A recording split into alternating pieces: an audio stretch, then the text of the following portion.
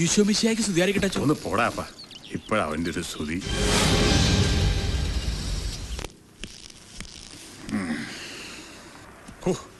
രമേശ് ഇവിടെ ഉണ്ടെന്ന് പറഞ്ഞപ്പോ നന്ദിനി പൊട്ടി ഒരൊറ്റ കരച്ചിലായി. അയ്യോ, എന്നാ പിന്നെ കാറി കയറ്റിങ് കൊണ്ടുപോരാൻ മേലായിരുന്നോ?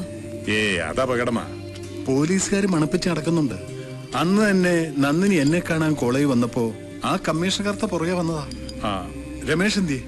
അവൻ കാപ്പ് കുടിച്ചോ? എത്ര പറഞ്ഞിട്ടും കഴിക്കുന്നില്ല. അമ്മയെ കാണാനുള്ള വെപ്രാളത്തിൽ ഇരിക്കുക. രമേശാ, നീ ഇവിടെ വന്ന് നിൽക്കുവാണോ? എന്താ ഒന്നും കഴിക്കാത്തത്? അമ്മോട് വന്നിട്ട് കഴിക്കാം. എന്നാ ശരി, നന്ദിനി വന്നിട്ട് നമുക്ക് ഒരുമിച്ച് കഴിക്കാം. ദേ വന്നല്ലോ, ചെല്ലേ.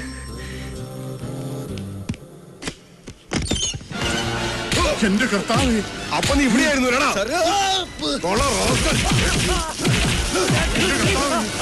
ദൈവമേ, എന്തായി കാണിക്കുന്നത്? അവനെ ഒന്നും ചെയ്യരുത്, മിണ്ടി പോകരുത്. കൊലപ്പുള്ളി ഒളിപ്പിച്ച് താമസിപ്പിച്ച് താൻ ഞങ്ങളുടെ മുന്നിൽ പുണ്യാളം കളിക്കായിരുന്നു അല്ലേ? അല്ല സാർ, ഞങ്ങൾക്ക് ഇനി ഒരു പങ്കുമില്ല. ഈ കൊച്ചിന് ഇന്നലെ രാത്രി ഇവിടെ വന്ന് കയറിയത്. വന്ന് കയറാൻ ഇവൻ എന്താ പൂച്ചക്കുറ്റം? ഇവള് പറഞ്ഞത് നേരാണ് സാർ. വേണ്ട വേണ്ട, വീണ്ടെടുത്ത് ഉരുളണ്ട. താൻ പറഞ്ഞത് മുഴുവൻ കണ്ണടച്ച് വിഴുങ്ങാൻ ഞാൻ കണാരം കർത്തയല്ല. അലക്സ് പോള, ഡിവൈഎസ്പി അലക്സ് പോൾ. ദൈവം സാക്ഷിയായി പറയാണ് സാർ. ഇവന്റെ അമ്മയൊന്ന് കാണിച്ചിട്ട് കോടതിയിൽ ഹാജരാക്കാൻ ഇരിക്കുവായിരുന്നു ഞാൻ. അമ്മയെ മാത്രമല്ല അച്ഛനെ കാണിച്ചു കൊടുക്കാം. ഭാർഗവ പിടിച്ച് കേഞ്ചാണ് ജീപ്പിൽ. എന്താ ഇത്? ഒരു വൈദികനോട് ഇങ്ങനെ? നാളെ പള്ളി കുർബാനയല്ലാണ്ട് ഞാനാ സഭാതർക്കത്തിന്റെ ഒത്തുതീർപ്പ് കളക്ടർ എടുത്ത തീരുമാനാ. കുർബാനൊക്കെ നമുക്ക് സ്റ്റേഷനിൽ ചൊല്ലാം. കർത്താവേ, ലൂസിയമ്മേ, നീ തിരുമേനി വിളിച്ച് വിവരറിയിക്കേ.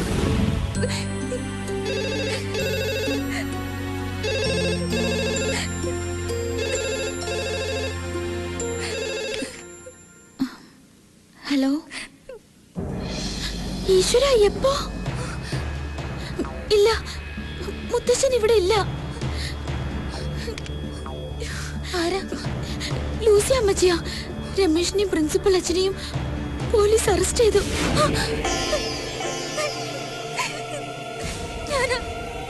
ഞാൻ കാരണോ രമേഷിന്? ഞാൻ കാരണോ? എന്റെ ലോഹി കഴിച്ച് എന്താ കാണിക്കുന്നേ?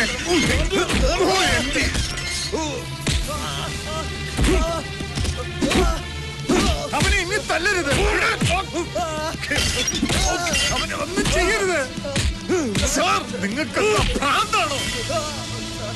മര്യാദക്ക് സത്യം പറഞ്ഞോ, അല്ലെങ്കിൽ നിന്റെ ഒന്ന് ശവം പോലും വെളിയെ കാണില്ല. എന്തായി കാണിക്കുന്നത്? ചെയ്യാത്ത കുറ്റം തല്ലി പറയുമ്പോ മറ്റേ സഭയുടെ ആളാണല്ലേ? സഭയും പട്ടക്കാരൊക്കെ അങ്ങ് പള്ളിയില്. സാർ, ഇങ്ങനെ ജാമ്യത്തിലെടുക്കാൻ തിരുമേനി വക്കീൽ വന്നിട്ടുണ്ട്. താമ്പോക്കോ? വേണ്ട, എനിക്ക് മാത്രമായിട്ട് ജാമ്യം വേണ്ട. എടോ, ഇവര് ജാമ്യം കിട്ടാത്ത വകുപ്പാ. അച്ഛപ്പയ്ക്കും എനിക്ക് എന്റെ അമ്മയൊരു നോക്ക് കാണാൻ പറ്റിയാൽ മാത്രം മതി. മോനെ രമേശേ, ഞാൻ ചെന്നിട്ട് ഇനി നിങ്ങൾ അവനെ ഒന്നും ചെയ്യരുതേ. നിനക്ക് അമ്മയെ കാണണല്ലേ? അമ്മ ഞങ്ങളുടെ കസ്റ്റഡി തന്നെയുണ്ട്. ഇപ്പോഴിങ്ങെത്തും, ഞാൻ കാണിച്ചുതരാം. പക്ഷെ അതിനു മുമ്പ് കുത്താൻ ഉപയോഗിച്ച കത്തി എവിടെയാ ഒളിപ്പിച്ചു വെച്ചിരിക്കുന്നത് നീ പറയണം. എന്നാലേ പൊന്നുമോൻ അമ്മയെ കാണൂ.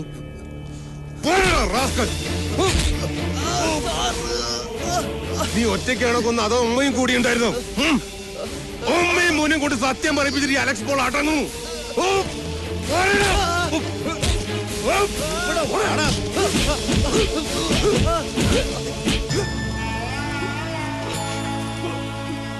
അമ്മേ,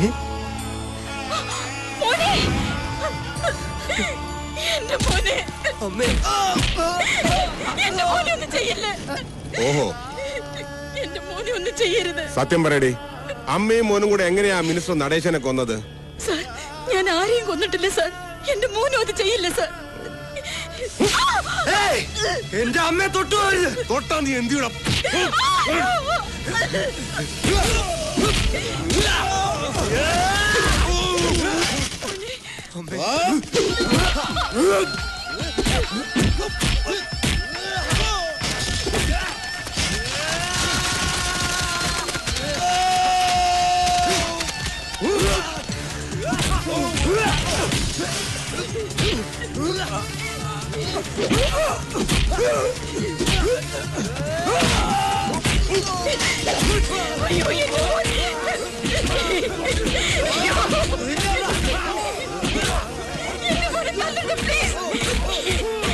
മോനെ ഒന്നും ചെയ്യരുത്. വിട്ട്. നിങ്ങളവിടെ. എന്റെ കൊണ്ടുപോയി ഉരുട്ടിക്കൊല്ലി പന്നിയെ.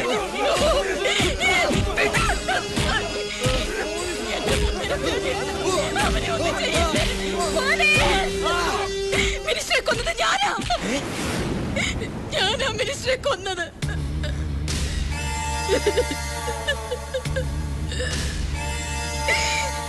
കാതർക്ക് പറഞ്ഞത് കേട്ട് മിനിസ്റ്റർക്ക് ഫോൺ ചെയ്തപ്പോ എന്റെ മോൻ ഗസ്റ്റ് ഹൗസിലുണ്ടെന്നറിഞ്ഞ് ഞാൻ ചെന്നു. പക്ഷേ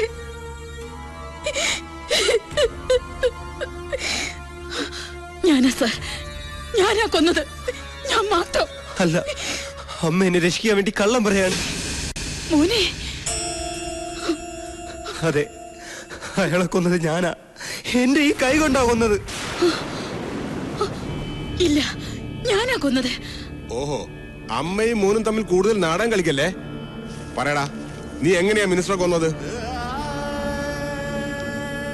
അന്ന് രാത്രി അമ്മയെ കാണാൻ ആശുപത്രി ചെന്നപ്പോ ഞാൻ ഗസ്റ്റ് ഹൗസിലുണ്ടെന്നറിഞ്ഞ് അമ്മ അങ്ങോട്ട് പോയെന്ന് കാതർക്ക് എന്നോട് പറഞ്ഞു. അതൊരു ചതിയാണെന്ന് മനസ്സിലാക്കി ഞാനും ഗസ്റ്റ് ഹൗസിലേക്ക് ചെന്നു.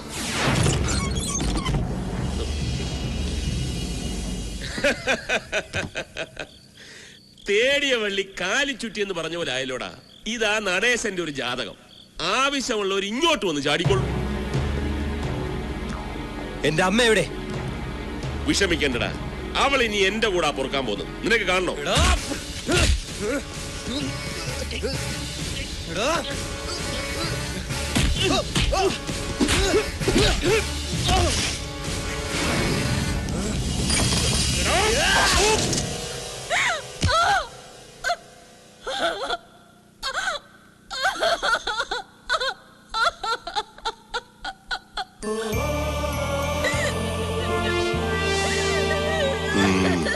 അങ്ങനെ തത്ത പറയുന്ന പോലെ പറ.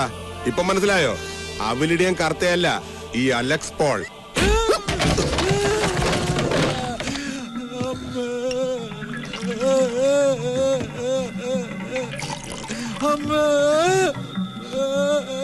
ഇതും കൂടെ ചെല്ലട്ടെ.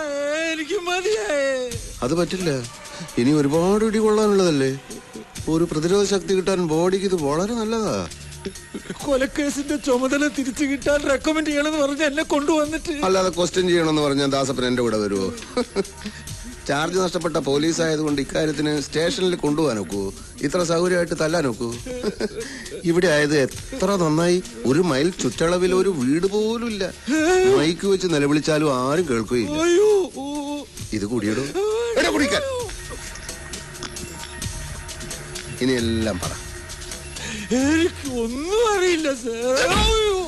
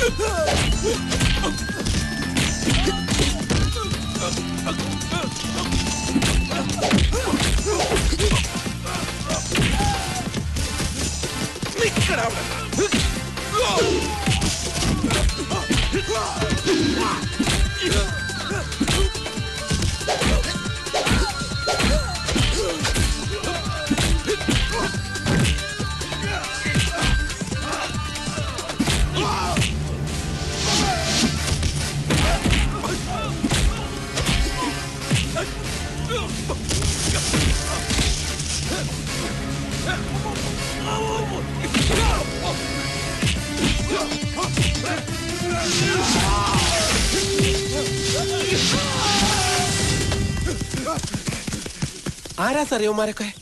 നമ്മുടെ അന്വേഷണം റൈറ്റ് ട്രാക്കിലാണെന്ന് ഞാനൊന്ന് പറഞ്ഞില്ലേ, അതിന്റെ തെളിവാണിത്. നമ്മുടെ അന്വേഷണം എന്നുള്ള പ്രയോഗം വേണ്ട സാർ. കൂടെ ഉണ്ടെന്നുള്ളതല്ലാതെ എനിക്കൊരു പിടിയും കിട്ടുന്നില്ല. Hello sir. ഹലോ. ഞാൻ പറയണ്ട, രൂപം കണ്ടാൽ അറിഞ്ഞൂടെ? മിനിസ്റ്റർ നടേശന്റെ ബ്രദർ ദിനേശൻ, ലണ്ടൻ എംബസിയിലെ ഉദ്യോഗസ്ഥൻ. അതെ, ഈ കേസിന് ഗുണകരമായേക്കാവുന്ന ഒരു എവിഡൻസ് എനിക്ക് നാട്ടിൽ നിന്ന് കിട്ടി. അതും കൊണ്ടാണ് ഞാൻ വന്നിരിക്കുന്നത്.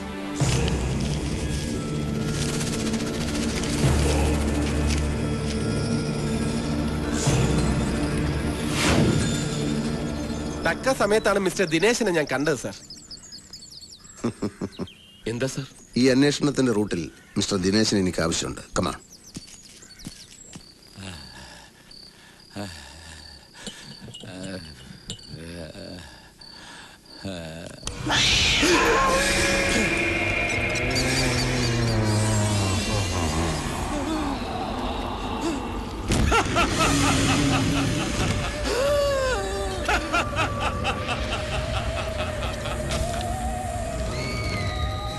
ദാസപ്പ,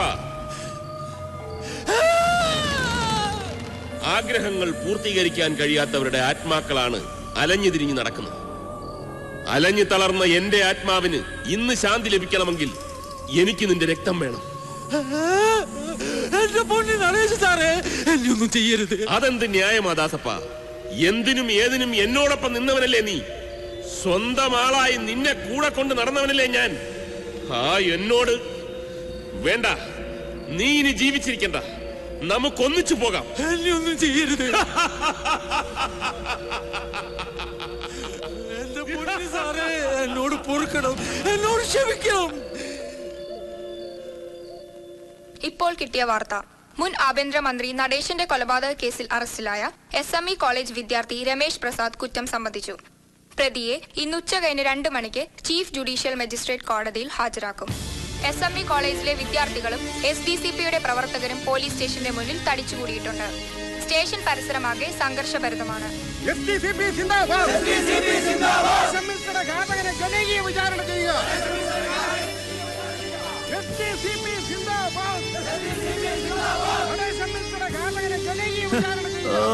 അവളുമാരുടെ ഒരു ചാട ഇപ്പൊ എല്ലാം തീർന്നല്ലോ. വിട്ടു തരൂ, വിട്ടു തരൂ, അവനെ ഞങ്ങൾക്ക് വിട്ടു തരൂ, വിട്ടു തരൂ, വിട്ടു തരൂ, അവനെ ഞങ്ങൾക്ക് വിട്ടു തരൂ.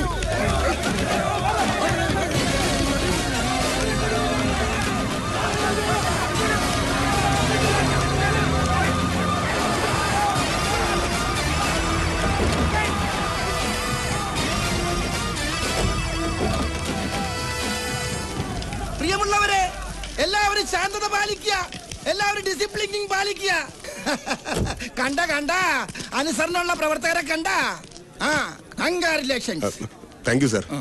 പ്രതിയെ ജനകീയ വിചാരണ ചെയ്യണമെന്ന് പറഞ്ഞ് ഭയങ്കര ബഹളായിരുന്നു. സാറിന്റെ പാർട്ടിക്കാരായതുകൊണ്ട് അടിച്ചോടിച്ച് പ്രശ്നം വഷളാക്കണ്ടെന്ന് കരുതിയാ. അതേതായാലും നന്നായി. ഇത് ഞാൻ ഇപ്പൊ സോൾവ് ചെയ്ത് തരാം. വായി നോക്കിക്കഥ കോളാമ്പി എടുത്തോണ്ട് വാടോ. അതെ, എപ്പോഴാണ് പാർട്ടിക്കാരായിട്ട് പേസ് ടു പേസ് സംസാരിക്കേണ്ടി വരികയെന്ന് അറിയില്ലല്ലോ. അതുകൊണ്ട് എപ്പോഴും ഫുൾ സെറ്റപ്പില്ല. പ്രിയമുള്ള പാർട്ടി പ്രവർത്തകരെ, ഞാൻ മന്ത്രിയായി സത്യപ്രതിജ്ഞ ചെയ്ത് കസേരയിൽ ഇരുന്ന് എഴുന്നേൽക്കുന്നതിന് മുമ്പ് തന്നെ നമ്മുടെ പ്രിയങ്കരനായ ബഹുമാനപ്പെട്ട നടേശൻ സാറിന്റെ കൊലപാതകയെ കണ്ടുപിടിക്കാൻ കഴിഞ്ഞതിൽ എനിക്ക് അഭിമാനമുണ്ട്.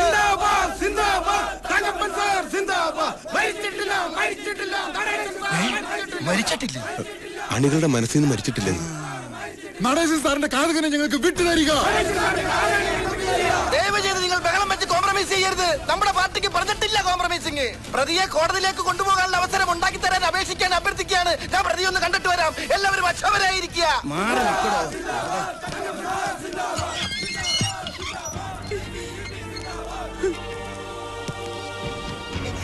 എത്ര വൈരാഗ്യം ഉണ്ടെങ്കിലും ഒരാളെ കൊല്ലാന്ന് പറഞ്ഞ നിനക്ക് എങ്ങനെ ഇതിന് മനസ്സ് വന്നടാ മോനെ?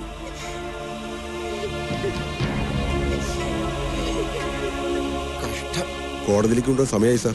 കൊണ്ടുപോയിക്കോ, പാർട്ടിക്കാര് പ്രശ്നമൊന്നും ഉണ്ടാക്കില്ല. ഞാൻ മൈക്ക് കൂടി അലൗൺസ് ചെയ്തല്ലേ.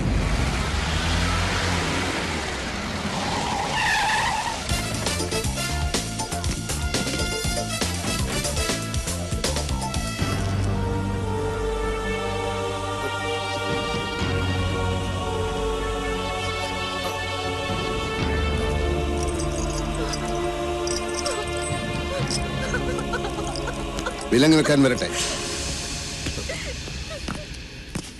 DGP വന്നതിന് ശേഷം കോടതിയെ കൊണ്ടുപോയാൽ മതി എന്നാണ് ഉത്തരവ്. സാർ എന്തോന്ന് ഈ പറയുന്നേ? ഇവിടുത്തെ പ്രശ്നങ്ങളൊന്നും സാധനം അറിഞ്ഞിട്ടാ. അമ്മയും മോനും കൈ കിട്ടിയ കടിച്ചു കയറാൻ നിൽക്കുക പാർട്ടിക്കാര്. ഒരു വിധത്തിൽ അവരെ പറഞ്ഞു നിർത്തിയിരിക്കുക തങ്കപ്പൻ സാറ്. ജനവികാരം നോക്കിയല്ല കുറ്റവാളിയെ തീരുമാനിക്കേണ്ടത്. അല്ല, ഈ കേസിൽ സാറിന് എന്താ കാര്യം? താനെന്തിനാ ബേജാറാവണത്? DGP വന്നോട്ടല്ലേ. സാർ അതിന്റെ ആവശ്യം എന്താ? കേസ് ഞാൻ തെളിയിച്ചു കഴിഞ്ഞു. പ്രതി കുറ്റവും സമ്മതിച്ചു. ഈ കൊലപാതകം ചെയ്തത് രമേശല്ല. അമ്മയെ രക്ഷപ്പെടുത്താൻ അവനങ്ങനെ പറഞ്ഞതാവാം.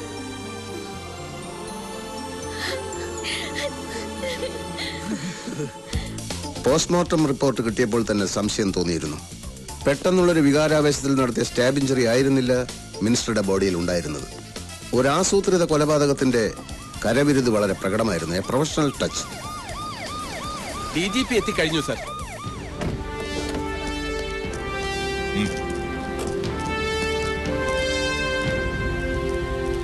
അല്പം ലേറ്റ് ആയി പോയി sir. Anyway the case is solved. Thanks. ദിനേശനോ എപ്പോ വന്നു? രാവിലെ എത്തി. ചില ഇന്റർഫിയറൻസ് കാരണം കേസിൽ നിന്ന് ഒഴിവാക്കപ്പെട്ടെങ്കിലും കമ്മീഷണർ കർത്ത അന്വേഷണം തുടരുന്നുണ്ടായിരുന്നു. മിനിസ്റ്ററുടെ കുക്ക് അറുമുഖന്റെ മൊഴിയുടെ അടിസ്ഥാനത്തിൽ ഗസ്റ്റ് ഹൌസിനടുത്തുള്ള പെട്ടിക്കടയുടെ മുമ്പിൽ ഞാൻ വിശദമായ ഒരു പരിശോധന നടത്തി. അറുമുഖൻ തെറ്റിദ്ധരിച്ച് പോലീസ് ജീപ്പാണെന്ന് പറഞ്ഞത് യഥാർത്ഥത്തിൽ ഒരു നീല ക്വാളിസ് വാനായിരുന്നു. പക്ഷെ എനിക്ക് അവിടെ നിന്ന് വളരെ വിലപ്പെട്ട ഒരു തെളിവ് കിട്ടി. ബ്ലഡ് സ്റ്റെയിനുള്ള ഒരു കടലാസ് കഷ്ണം. വെറുമൊരു കടലാസ് കഷ്ണമായിരുന്നില്ല അത്. ഒരാളുടെ അഭിരുചി വ്യക്തമാക്കുന്ന എ പീസ് ഓഫ് എവിഡൻസ്. പ്രതി ഇപ്പോൾ ഞങ്ങളുടെ കസ്റ്റഡിയിലാണ്. 2 MLA-മാരുള്ള ഒരു പ്രാദേശിക പാർട്ടി. ഏതു മുന്നണി വന്നാലും ഇതിലൊരാൾ മന്ത്രിയായിരിക്കും. 20 വർഷമായി ഇതാണ് അവസ്ഥ. കോളേജിൽ വെച്ച് മിനിസ്റ്റർ നടേശന് രമേശന്റെ മർദ്ദനമേറ്റ അന്ന് സന്ധ്യ കഴിഞ്ഞ് മന്ത്രിമന്ദിരത്തിൽ ഒരു സംസാരം നടന്നു. താൻ ഇത്രയ്ക്ക് മണ്ടനാണെന്ന് ഞാൻ കരുതിയില്ല. വേറെ നടക്കുന്ന കാര്യമല്ലോ ഉണ്ട്, പറഞ്ഞോ. അയ്യോ സാർ, എന്റെ മാനം കളയരുത്. ഞാൻ മന്ത്രിയായിട്ട് സത്യപ്രതിജ്ഞ ചെയ്യുന്നത് കാണാൻ എന്റെ ഭാര്യയും മക്കളും പാർട്ടി പ്രവർത്തകരും എല്ലാം നാട്ടിൽ നിന്ന് പുറപ്പെട്ടു കഴിഞ്ഞു. എന്നോട് ചോദിച്ചിട്ടാണോ അവരോട് പുറപ്പെടാൻ പറഞ്ഞത്? സാറല്ലേ പറഞ്ഞത് കേസ് ജയിച്ചു കഴിഞ്ഞാൽ അന്തസ്സോടെ രാജിവെക്കുന്നു. പിന്നെ നമ്മുടെ പാർട്ടി എന്നുള്ള മന്ത്രി ഞാനായിരിക്കുന്നു. ഇനി ഞാൻ അങ്ങനെ പറഞ്ഞാൽ തന്നെ താൻ അത് വിശ്വസിക്കാവോ? എടോ ദാസപ്പ, എനിക്കുള്ള 3 വീക്ക്നെസ്സുകൾ എന്തൊക്കെയാ? തങ്കപ്പനും അത് അറിയാമല്ലോ. പവർ ഇല്ലെങ്കിൽ പിന്നെ പണമില്ല, പണമില്ലെങ്കിൽ പെണ്ണുമില്ല. മിനിസ്റ്ററാ, ഇപ്പോഴെങ്കിലും ഒന്ന് വിളിക്കാൻ തോന്നിയല്ലോ. നീ പേടിക്കേണ്ട നന്ദിനി. രമേശനെ പോലീസ് കൊന്നിട്ടൊന്നുമില്ല. അവൻ എന്റെ കസ്റ്റഡിയിൽ എന്റെ പേഴ്സണൽ ഗസ്റ്റ് ഹൗസിലുണ്ട്. എനിക്കങ്ങനെ വാശി ഉണ്ടായിരുന്നെങ്കിൽ ഇപ്പോഴവന്റെ ശവം പോലും ഈ ഭൂമിയിൽ കാണില്ലായിരുന്നു. പക്ഷേ എനിക്ക് ഒരു വാശിയുണ്ട്. നീ വന്നെന്റെ കാല് പിടിച്ച് മാപ്പ് പറയണം. ഈ കേസുമായി ഒരു ബന്ധമില്ലാത്ത കഥയും പറഞ്ഞ് എന്തിനാ സാർ വെറുതെ സമയം കളയുന്നേ? ബന്ധമുണ്ട്. രാജശേഖരൻ,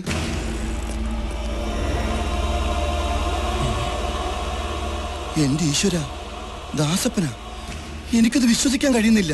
തങ്കപ്പ സാർ എന്നോട് പൊറുക്കണം. ദാസപ്പ, നിനക്കിത് എങ്ങനെ ചെയ്യാൻ തോന്നിയടാ? ഇയാളല്ല സാർ, പ്രതി വേറെയാണ്. പിന്നെ ആരാ?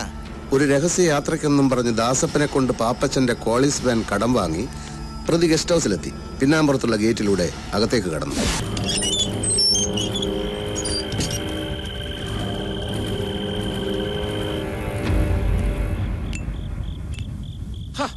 താനോ? ഈ സമയത്ത് തന്നെ എന്തിനാണോ ഇങ്ങോട്ട് കെട്ടിയെടുത്തത്? അവളിപ്പോ ഇങ്ങെത്തും. അല്ല, താനെന്താ പിന്നാമ്പുറത്തൂടെ? മുൻവശത്തെ ഗേറ്റ് പൂട്ടിയിരിക്കുക. അവളങ്ങനെ വന്നിട്ട് തിരിച്ചു പോയി കാണൂ. ഈ വേലായുധൻ ഇവിടെ പോയി കിടക്കുക. ഒരു കാര്യം പറഞ്ഞിട്ട് ഞാൻ ഉടനെ പൊക്കോളാം. ഏതായാലും എന്നെ മന്ത്രിയാക്കില്ലെന്ന് എനിക്ക് ഉറപ്പായി. അപ്പൊ ബുദ്ധി ഉണ്ടല്ലേ? പക്ഷെ കൈലാസം ചിട്ടി ഫണ്ടുകാരെ ചന്ദ്രപ്പൻ കേസിൽ നിന്ന് ഒഴിവാക്കിയ വകയിൽ ഞാൻ ഇടപെട്ട് കിട്ടിയ 10 കോടി രൂപയും പിന്നെ എന്റെ പേരിൽ സാർ സ്വിസ് ബാങ്കിൽ ഇട്ടിട്ടുണ്ടെന്ന് പറഞ്ഞ ആ അക്കൗണ്ടിന്റെ ബുക്കും പേപ്പറും കടലാസും ഒക്കെ എനിക്ക് തരണം. ബുക്കും പേപ്പറും ഒക്കെ തരാൻ ഇത് CC ഇടപാടല്ല തങ്കപ്പ. Swiss bank. അത് തന്നെയാ പറഞ്ഞത്. അതിലൊക്കെ നീ വെറും നോമിനി മാത്രം. ഞാൻ ചത്താലേ നിനക്കത് കിട്ടൂ. പിന്നെ നിന്നെ എന്തിന് നോമിനി ആക്കിയെന്നായിരിക്കും. നീ ചത്തിട്ടേ ഞാൻ ചാവൂ, അതെനിക്കറിയാം. അപ്പൊ എന്നെ ചതിക്കായിരുന്നല്ലേ? ചതിയാ? എന്നാ ചതി? കട്ടത്തടി കയറി കടലിൽ പോയിക്കൊണ്ടിരുന്ന നിന്നെ ഇലക്ഷന് നിർത്തി ഇവിടം വരെ കൊണ്ടെത്തിച്ചത് ചതിയാ? ആവശ്യത്തിന് പണവും മൂന്നാറിലൊരു എസ്റ്റേറ്റ് മേടിച്ചെന്നത് ചതിയാ?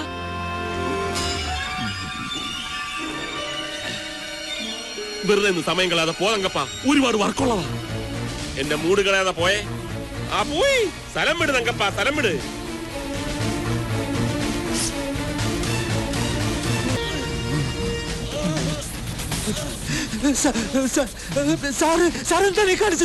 വേണ്ടി പോകരുത്. ഇനി ആഭ്യന്തരമന്ത്രി ഞാനാ. എന്റെ കൂടെ എന്താ നിനക്ക് കൊള്ളാം. അതല്ല ഇത് പുറത്താരോടെങ്കിലും പറഞ്ഞാൽ ഇത് അവളായിരിക്കും നന്ദിനി. വാ, ഇത് തന്നെ പുറകിലത്തെ ഗേറ്റ്. ചെല്ല് ചെല്ല്.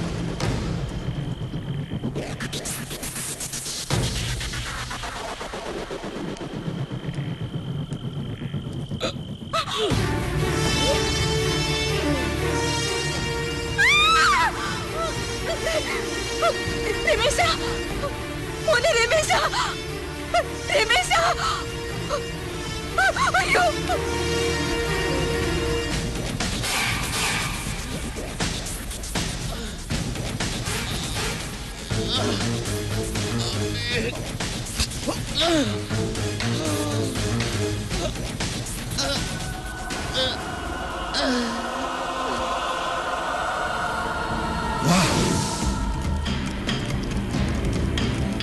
സാറേ നിക്ക്.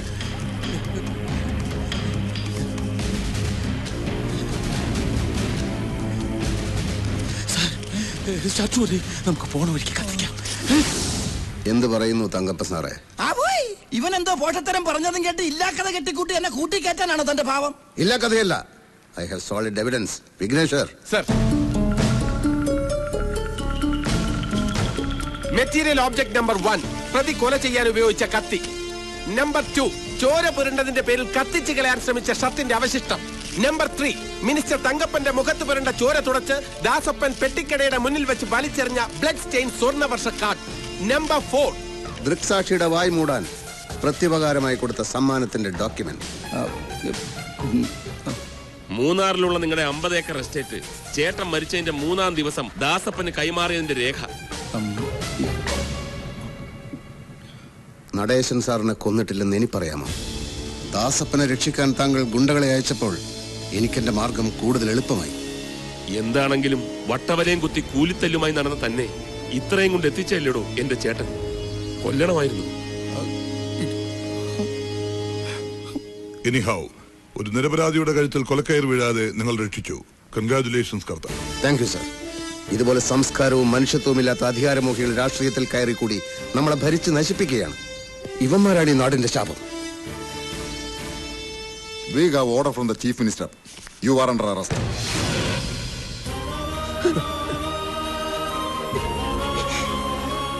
മോനെ,